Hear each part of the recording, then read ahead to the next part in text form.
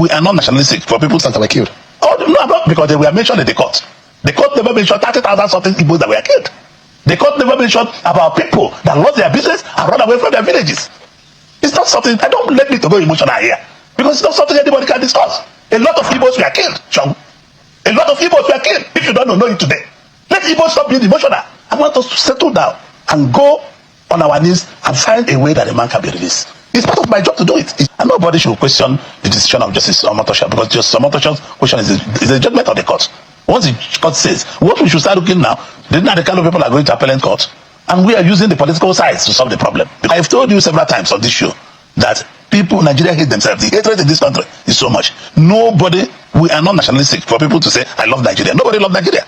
And unless we come back to the ethos and to the reorientation of loving Nigeria, it's going to be a very difficult period to live. But some of you boast when you are campaigning that you can get the job done. We are doing the job. We are doing the job. But your best seems not to be enough. We are doing the job. Nigerians don't feel secure, Senator. People like you are sabotaging it. How am I sabotaging it? Because you are the ones who boasted that you can get the job done. Now get the job done. We are doing the job. We are doing the job. Your party are told sabotage you can be better than the other political parties. The sabotage you are after is the problem that we're having. Senator, I don't understand what you're talking about. Why are you passing the ball, Senator? You are the politician. You campaign with your political party. Your party has the majority in national assembly.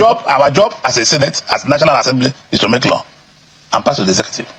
And we have never failed in making those laws. The majority political party in Nigeria who promise security of Nigeria, you don't want to accept tonight that your party has failed to Nigeria. People like you who aid people to hire people to destabilize Nigeria, you don't know how to stop it. Senator, and you are blaming the senator that only... I'm asking you. No, I'm also asking your political party APC promised Nigerian security. Has your party provided that security in Nigeria? Would you accept failure of political party today? Can you remember where we are before we took over?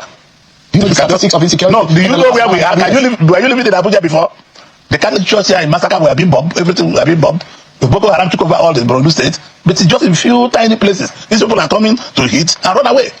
We are getting to the end of it. Before, they took a whole village, a whole town, but now they are just doing a sniper job. They come, shoot, and run away. They cannot stay there any longer. Remember, this Boko Haram took almost all over Northeast, took almost all Northwest, but they are now being pushed away with all effort of the federal government of Nigeria and some of the state governors. So, Kebbi is under attack, Katsina is under attack, Sokoto is under attack. These are hit and run. Not Kogi, Benue, Nasarawa. These are hit and run. These people are hitting and running away. Unlike before, they took over Borno State, entire Borno State. Are we incapable of securing this nation? We are not incapable, but we are working with the sabotage, both internationally operated and locally operated, as so much. I ask you, Senator, now that Nnamdi Kanu has been sentenced to life imprisonment, how do you assess the verdict of the court? Legally, politically, and morally? Well, Shaw, I want to use two theories, like I told you before in this show, that I wouldn't like to talk about those issues, but I want to use two theories that are profounded by two Nigerians just in the last 48 hours. One was Bianca Ojukwu, Mrs. Bianca Ojukwu. Secondly, what that theory of Mazi Nnamdi Uzor Kalu, who happens to be my younger brother. Their theories are perfect. It's not time for noise making. It's not time for fighting. It's a time for reflecting, sober reflection, if I may say that. If I want to take you to memory lane, mind you, we advise few of us, James Ibori, few of us advise President Yaradua, Saraki, and President Yaradua agreed to go to amnesty in Niger Delta. Let me tell you, when we focus solely on Nnamdi Kanu, we have to solve this problem holistically. Because there are over 30,000 Igbos that were killed. People that have their shop and no shops. People lost their businesses. I used to sell my products in manufactured products, I manufactured products in Abia, in Aba. I know what the numbers were. And people are just talking about soldiers killed and all the rest of them. There are many people that lost their jobs. There are many people that lost their shops. There are over 30-something thousand Igbos that were killed in this process, and nobody talked about them. The problem of Nnamdi Kanu is what we need to solve. Political process. Not so longer like Bianca Ojukwu and Mazi Nnamdi Uzor Kalu profounded, I saw in the news, that they should stop the noise, they should focus on the settlement with the federal government. Let me tell you, I have been working with the federal government of Nigeria on how to solve this issue. And nobody should question the decision of Justice Omotosha, because Justice Omotosha's question is a judgment of the court. Once the court says, what we should start looking now, the kind of people are going to appellate court, and we are using the political sides to solve the problem, because this is the area I know. I'll be contacting the Attorney General to advise the President, to advise people who are concerned on how we solve this problem. If you want, I can take you to memory lane. If I want to take you to memory lane, when I wanted to join the APC in 2016, may so rest in peace, President Buhari, with his Minister of Justice and with his Director of SSS, they found a way and supported, because I told them I won't join the party if Nnamdi Kanu is not released on bail to face trial. If I cannot tell you, if you say you ask people to keep people, you must face trial. But I wanted him to be in his house, and even they were to release him to my house. I told them no. Where I live is sensitive. Release him to Omaya. We walked. Alhaji Lawan Daura is alive, and my condoms. Malami is alive. They all helped to make sure that he was released on bail. I can't go further. I know the pressure. May he so rest in peace. I know the pressure I personally put on President Buhari before he was released in April 2017. If people, other Igbos died, nobody's even talking about Igbos that were killed. Nobody's talking about people that own shops that are no longer working. I have my mother's friend that have a rice shop. The woman who owed my mother about 4.2 million naira. They ransacked the whole shops and the woman went bankrupt. And nobody talks about it. All the police officers that were killed. Oh, no, because they were mentioned in the court. The court never mentioned 30,000 something Igbos that were killed. The court never mentioned about people that lost their business and run away from their villages. It's not something, I don't let me to go emotional here. Because it's not something anybody can discuss. A lot of Igbos were killed, Chong. A lot of Igbos were killed. If you don't know it today, let Igbos stop being emotional. I want us to settle down and go on our knees and find a way that a man can be released. It's part of my job to do it. Is it possible that Nnamdi Kanu can take responsibility of the course of action or whatever happened? Well, I'm not him. I know my discussion. I promised President Buhari. I know my discussion with me and Nnamdi Kanu. I was the first that saw him in 2016. I was the first that saw him when he came from Kenya. I know my discussion with him. The DSS are there. I had my discussion with him. Remember, I know the Sun newspaper. On 4 occasions, President Buhari wanted to prescribe Sun newspaper, that the only newspaper that are supporting Nnamdi Kanu. And brother, it's not owned by Igbos. But I told the journalists that work in Sun newspaper that Sun is a public trust. Write what you see.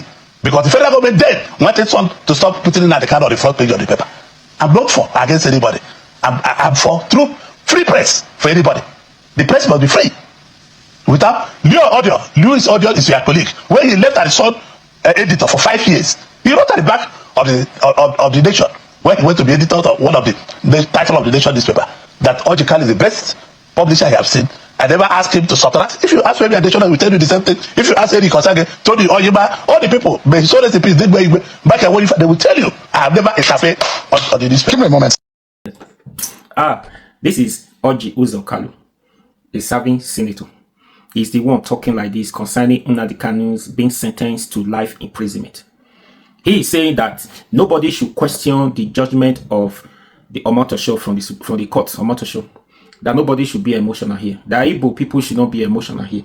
That the judgment was free. I mean, the judgment was fair, and he did what according to the law. That's rubbish for me. Now, let's say this. Okay, you said everything you said. Now, let me just say this. That you said now he has been sentenced. Yes, he's going to appeal. He's going to the appeal courts, appeal on this matter. You still have a chance, despite the fact that he's been sentenced to life imprisonment. Is now you are using political solutions to release him. Now, my own prayer is Nnamdi Kanu has been sentenced to life imprisonment, and they took him away from Lagos all the way to Sokoto, where his enemy is. His enemy are there in the north.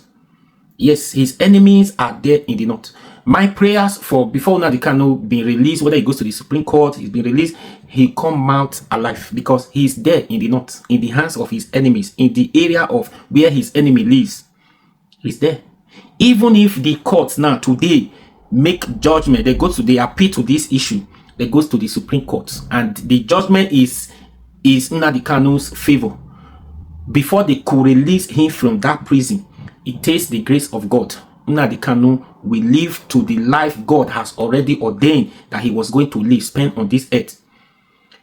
That is another issue. Let me not go further. That's another issue. If anything happens, if the courts maybe they're able to use political solutions and they appeal the court rule in his favor to release him, then after a while something happens, that's another problem. Let's nobody go into that. Now, Orji Kanu is not a lawyer, he's APC members, and he's the one talking like this from Igbos. I took my time to, since this happens, I listened to some learned lawyers, SAMs, concerning the judgment of Omotosho, that he was biased. They questioned the judgment, that it was not fair. That was not how he was not being emotional. When you are delivering a judgment that has to do with life imprisonment or death sentence, people should see it from you. He was not emotional about it. Doesn't feel anything. See, I tell you, to be honest with you, Omotosho did not deliver judgment based on the offenses that Nnamdi Kanu has committed. Omotosho delivered judgment based on what he was told to do. Take it or leave it. That is the fact. Omotosho delivered judgment based on what he was told to do, not according to the law, what the offenses that Nnamdi Kanu committed. Now, go back to the judgment Omotosho delivered. If you listen, follow up the judgment, everything he read out, he never, all this one that Orji Uzor Kalu is saying now, that because of Nnamdi Kanu, people died, people lost their lives, this and the 30,000 people died as a result of Nnamdi Kanu's broadcast. The court never said that. Everything the court said, Omotosho delivered judgment, was based on Nnamdi Kanu said this, Nnamdi Kanu said that, Nnamdi Kanu said this, Nnamdi Kanu said that. They never said Nnamdi Kanu did this, Nnamdi Kanu did this, Nnamdi Kanu did that. He said something that, okay, because of his utterances. No, not everybody will support. Not everybody will support what he said 100%. Do you understand? You cannot, if you support anybody doing something 100%, you are whatever. The whole world is supporting you 100%. You are not. You are a madman. So you can't do everything. Do you understand? That's Nnamdi Kanu. So if you are not telling us now the reasons of you sentencing this man to court, I mean to life imprisonment, was because of what he said. Because of what he said triggered people actions that led to people taking laws into their hands. And those people that took laws into their hands, where are they? Where are they? You can't find those people who buy those people who on life there. You can't find them. So this man was because he make a broadcast telling Nigerians what was coming. Everything he said, what is playing out today, that people should beware, be careful, secure your territory, secure your border. These people are coming. They are coming. They are very close. They are going to take over your land. And now today is what is happening. He's not a prophet. Right? So if court has not told the world that this is the offense that this man committed, who are you now to add to what the court said? Oh, you are now reminding us court did not even remember to say Nnamdi Kanu by people or Nnamdi Kanu because of him. No, because everything the court said was he said this, he said this, he said that. When did somebody say this being a life imprisonment because of what you said? Even if I'm here, or if you, for example, anyways, let's put it this way. If you are angry, you can say a lot of things. If you are angry, somebody triggers you, anger, you are angry, you can say a lot of things. Those things you said, it doesn't mean that you are 100% sure of what you were saying, doing at that time, that you are truly going to do everything you said. So when you are angry, you can do everything, you can say anything, not do. You can say anything, or even you can say something, you can do something as a result of anger. When you can't, you realize it's what you did. But Nnamdi Kanu, even if he said everything he said during that broadcast, he said that, okay, he has not, you not find any weapon. You didn't tell us that he carried out those acts. He never carried weapon. You never found anything weapon in under his possessions. No. So how you not telling us? These people say that this is just the problem we are having. Because I listen to Lennon, like I said, everybody are against the judgment that he did not deliver a fair judgment. And we know before that if you are expecting Nnamdi Kanu to come out from that prison, it takes the grace of God. But unfortunately, he has to do. I'm not sure did what he was asked to do, not the law aspect. If you want to follow the law aspect, how come they say offense? His judgment was delivered before in his favor. He was being discharged before. So how then before the later federal government now sue him again? Like, come on now. Come on. People, I know, anyways, you listen to what Orji Kanu say. What do you think about this? Please like, share, comment, and follow for more. Leave your honest opinion about Orji Uzor Kalu.